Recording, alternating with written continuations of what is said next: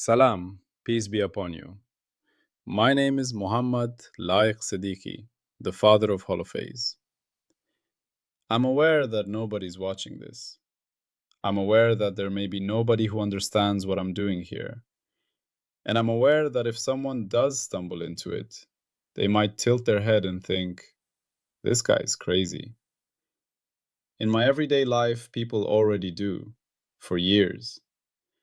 I've been living inside the Holophase lens for years now, seeing the world through it, testing my own words against it. And when I try to explain it to anyone, most of them go quiet, confused, and ask me what I'm on about. My own family thinks I have gone crazy. But it doesn't pull me off my path, because I understand what kind of thing this is. Profound ideas don't arrive like pop songs. They don't arrive and get understood in one night.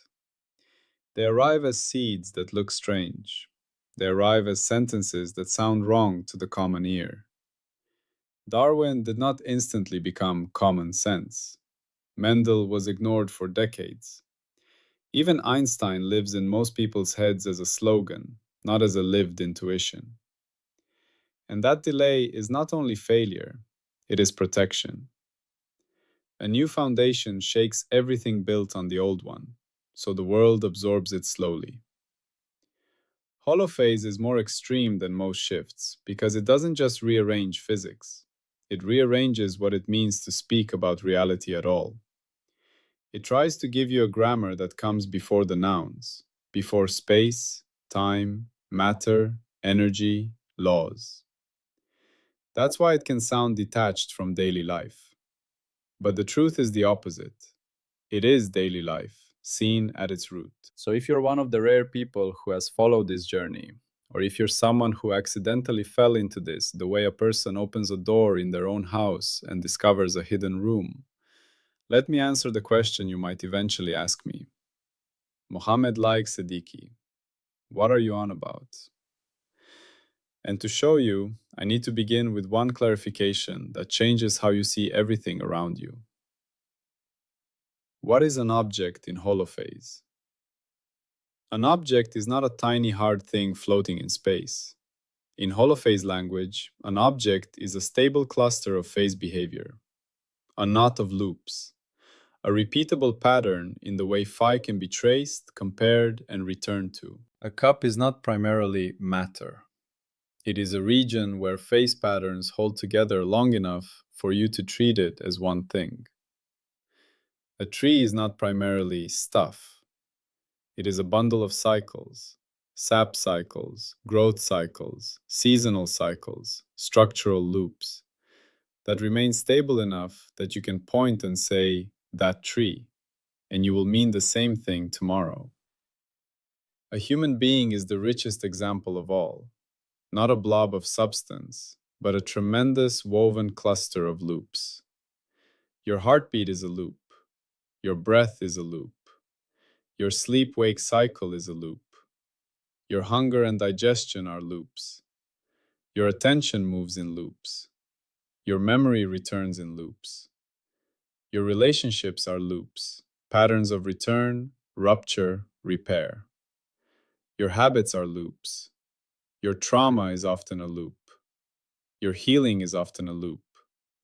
Your life, from birth to death, is a nested hierarchy of closures. So when I say holophase, I'm not asking you to imagine a new universe far away. I'm asking you to look at the same universe and realize the primary fabric of your world is loops, and objects are the stable braids of those loops. Now we can walk into your day and you will recognize yourself everywhere. Because episode 13b exists for one reason.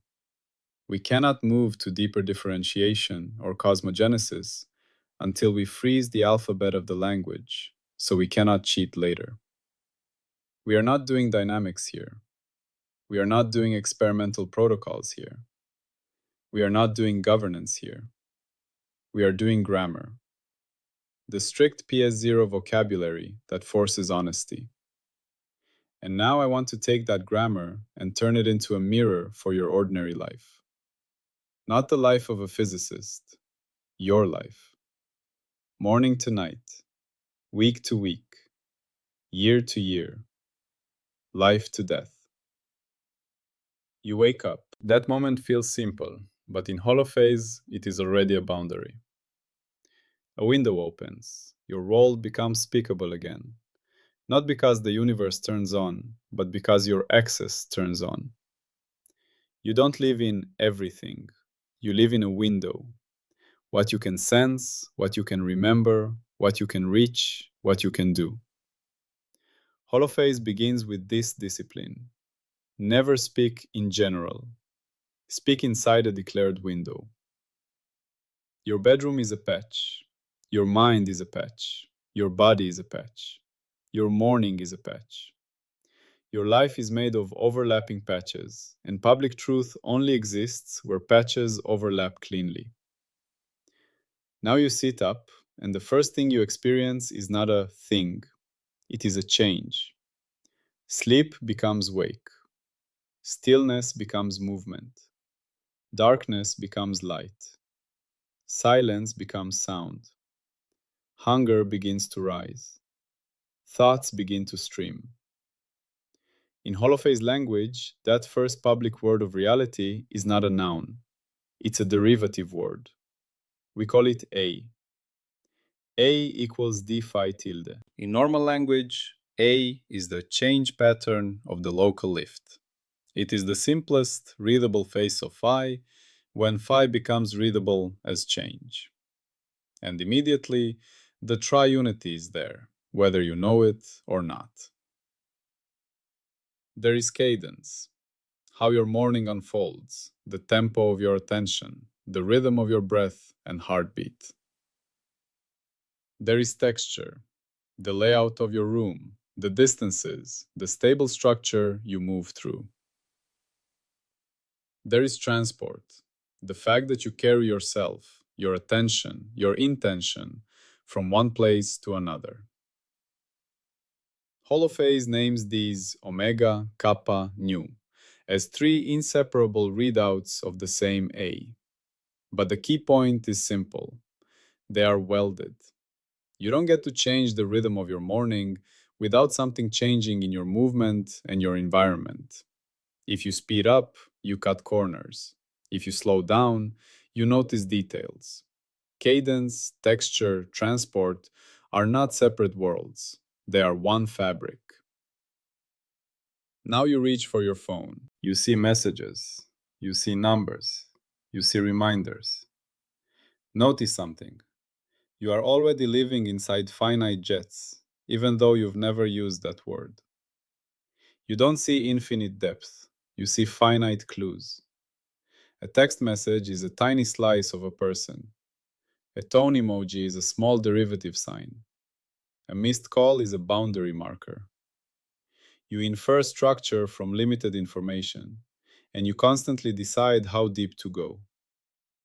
This is Holophase's infinite depth finite access rule as lived experience. You can always ask deeper questions about a situation. Why did they say that? What did they mean? What happened before? What pattern is this repeating? But you are a finite being. You read finite sentences from an infinite language. Now you walk to the kitchen. You make tea. You make coffee. Here is where the holophase rule about energy becomes practical and liberating. Energy is not an invisible substance inside you that you either have or don't have, like a magical fluid. Energy is a tally, a report, a budget number that tells you what patterns you can sustain. When you slept, your tally refilled. When you worry, your tally drains. When you eat, your tally adjusts. When you are sick, your tally collapses. When you are calm, your tally stabilizes. When you are in love, your tally can feel enormous. Not because substance was added, but because your patterns became coherent and less wasted. You already live as an accountant of your own life. Holophase just refuses to let you worship the tally as a god. Now you leave your house, and your reality becomes public in a stronger way. You enter an overlap with other people's windows, and the world starts enforcing something Holophase calls invariance. If you step into the street, your private interpretations do not control the traffic lights. The world doesn't care about your internal absolute phase. What matters is what is stable across perspectives: the shared rules, the shared constraints, the shared invariance. This is why Holophase forbids absolute phi, not as philosophy, as discipline. Because most human confusion comes from treating private lifts as if they were public structure. Now you commute, and now you meet one of the deepest ideas of episode 13b in its most ordinary form: domain honesty. You have a plan. Leave at 8:10, arrive by 8:45. On a good day, the world behaves smoothly. Small changes lead to small differences. You can speak in the language of derivatives. If I leave 5 minutes earlier, I arrive 5 minutes earlier. But then there is a jam, a road closure, an accident, a train cancellation. Suddenly your smooth reasoning fails. The same 5-minute change does not produce the same outcome. The order of actions matters. Route A then B is not equivalent to B then A. The world stops commuting. Holophase calls this integrability and its failure. On smooth lift-valid domains, mixed derivatives commute. The grammar behaves. But when you see persistent non-commutation in life, Holophase teaches you not to invent a mystical force called bad luck. It tells you to ask the honest question: did you leave the clean domain? Are you near an obstruction? And that leads directly to excision, the core of part 16. Excision as daily life. There is a moment in every honest life where you stop pretending your reasoning works everywhere. You learn, I cannot do calculus everywhere. In ordinary speech, you say, I can't think clearly right now. Not in this mood. Not when I'm exhausted. Not during the fight. Not while I'm panicking. Not when we're rushing. Not on an empty stomach. Not in front of the kids. That is excision. In Holophase language, we say, derivative sentences live on a clean domain D, not on the whole window W. D equals W minus sigma epsilon union B delta. Sigma is the defect set, the places where smooth speech tears. B is the boundary, the edges where your window ends. Epsilon and delta are safety margins, because near defects and boundaries the grammar degrades before it breaks. This is not cheating. This is humility with power. A surgeon excises a tumor with a margin. An engineer avoids building right at a cliff edge. A good parent doesn't force a serious conversation at midnight when everyone is tired. A wise person doesn't make lifelong decisions during a breakdown. That is domain hygiene. Holophase makes this into law. A sentence without a declared domain is not a sentence. Now we arrive at something most people feel but cannot name: orientation. Orientation is the declaration of sign. What counts as forward? What counts as positive? In traffic, it's obvious. Left and right matter. In a loop, clockwise and counterclockwise matter. In life, it's even more serious. Your entire reality changes depending on what you treat as up. If your positive direction is approval, you will orient your whole day toward other people's faces. If your positive direction is truth, you will orient your day toward coherence even when it costs you. If your positive direction is safety, you will orient toward avoiding risk. If your positive direction is growth, you will orient toward discomfort. Two people can live in the same house and argue forever because they are traversing the same loop with opposite orientation. Holophase forces you to declare it, because without declared orientation, you cannot even count meaningfully. Now comes the miracle that makes Holophase feel like thunder in the simplest place: your routines. Closure creates integers. Your day is built on closures. Wake, work, home, sleep. Monday, Friday, weekend, Monday. January, December, January. And in clean domains, closure forces exactness. The Holophase sentence is, for a closed loop gamma inside D, the integral around gamma of d phi tilde equals 2 pi times n, where n is an integer. In plain life language, when a cycle truly closes, without cutting through defects, without slipping through hidden cracks, reality does not land almost back where it began.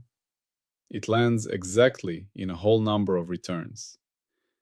That's why you count days as days, weeks as weeks, laps as laps, heartbeats as beats, breaths as breaths, songs in measures, years in anniversaries. You can always measure finer, yes, but the meaningful closures of life arrive as integers because completion is not a smear. Completion is a return. Now notice what an object looks like again under this lens. A chair is something you can return to. It holds its pattern across loops of use. You sit, you stand, you sit again, and the pattern repeats. The chair is a stable braid of phase behavior. A person is a far richer braid. You meet them again, you argue, you reconcile, you see the same smile years later, and something about them persists. That persistence is not a mystical essence floating inside them. It is stable structure, a cluster of loops that holds its form across time. Now we reach the deepest lived part, memory. Holonomy, the loop remembers. Have you ever returned to the same place and felt different? Same street, same house, same room, same smell of tea. But you are not the same. Something happened. The loop recorded it. Holophase calls this holonomy, loop memory. You go around the loop and come back, and the world is not identical. Not because the universe broke, but because the loop carried a phase shift that cannot be erased by simply returning to the start. In everyday life, holonomy is a conversation you cannot unhear, a betrayal you cannot unknow, a kindness that permanently softens you, a fear that permanently sharpens you, a skill that permanently changes your hands, a heartbreak that permanently changes your expectations. You can come back to the same starting point and still carry a difference. That difference is not a new substance, it is a loop token. Now the part that sounds heavy, but is actually the most common thing on Earth. Defects. Defects as obstructions in life. In Holophase, defects are not evil. They are not mystical breaks. They are obstructions to smooth lift or smooth jets. In life, defects are the places where smooth stories fail. A death, a traumatic event, an irreversible decision, a diagnosis, a war, a migration, a break that cannot be repaired exactly. These are not just events. They are structural obstructions that force excision. They force new grammar. They force you to stop speaking as if everything is smooth. And they create charges, persistent integers. A child you raised is a charge in the world. Your loop has changed the world's topology. A scar is a charge in your body. A certificate is a charge in society. A crime is a charge in law. A promise is a charge in trust. A betrayal is a charge in trust. These marks remain even if you change your story about them. They are not opinions. They are stable tokens that will show up whenever someone draws a loop around them. And when multiple charges exist, linking appears. This is why so many people feel trapped. Their problems are not separate threads, they are linked loops. Money linked to sleep, sleep linked to mood, mood linked to relationships, relationships linked to work, work linked to health. They keep pulling one string and wondering why the knot tightens elsewhere. Holophase gives you a calm explanation. You are dealing with linking structure. You cannot solve it by pretending the loops are independent. Now let's zoom out. Your life as a whole, from birth to death. You're born. A window opens. Your first reality is local patches, a face, a voice, a touch. You learn phi before you learn nouns. Same and different, safe and unsafe, here and there, before and after. You're learning the permission layer. Childhood is learning stable loops, sleep and wake, hunger and feeding, cry and comfort, play and rest. Your mind is building a lift on small domain. Teenage life is second jet explosion. Not just change, but change of change. Growth spurts, identity curvature, social acceleration.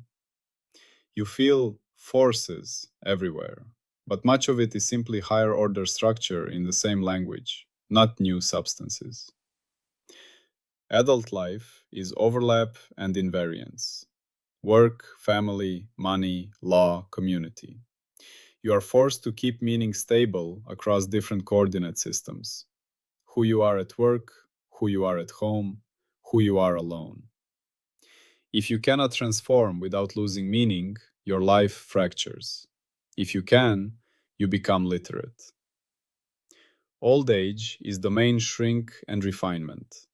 Boundaries become louder, margins must grow, and yet deeper jets can become clearer. A person can become more invariant, not less. Less distracted, less fake, more honest about thee. Then death. The personal window closes. Your individual access ends. But the invariants you left do not vanish. Your holonomy persists in others. Your charges remain in social fabric. Your loops continue through the loops you braided with other people. Legacy is not mysticism. It is topological persistence. Now, if you have followed this, you can finally see what I am on about. Holophase is not a theory sitting above life. It is the grammar that life has been using the whole time, without naming it. Phi is the permission for distinction and return. A equals d phi tilde is the readable face of change. Cadence, texture, transport are welded readouts of the same A. Finite jets are how you actually read the world. Finite depth, infinite possible refinement. Domain typing is honesty. You must say where your sentence lives. Integrability is the expectation of consistency in clean domains. Non-commutation is usually not new magic. It is a warning sign. You crossed an obstruction. Excision is not avoidance. It is the creation of a clean field where grammar can speak. Orientation is the declaration that makes counting possible. Closure creates integers. Completed cycles force exactness. Holonomy is memory, loops that return but do not erase what happened. Defects are obstructions, places where smooth story fails. Charges are persistent marks, stable tokens your loops leave behind. Linking explains why problems are entangled. This is what I'm on about. I'm on about taking your ordinary day, your hunger, your commute, your stress, your love, your sleep, your grief, and showing that it already has a hidden grammar and that if you learn that grammar, you don't escape reality, you finally enter it more honestly. So if you ever reach the moment where you ask, "What is this man on about?" here is the simplest answer I can give without cheating. I am on about learning to see yourself and everything you call an object as a stable braid of loops, living inside declared windows, obeying invariants, breaking at obstructions, and producing integers whenever a cycle truly closes. And if you are among the first to truly see it, welcome. You are about to look at your morning, your workday, your week, your year, your relationships, your wounds, your healing, everything you thought was just life, and recognize it as lawful speech in a language older than your nouns. That is the holophase. That is what I am on about. Always, peace be upon you. Always, peace be upon you.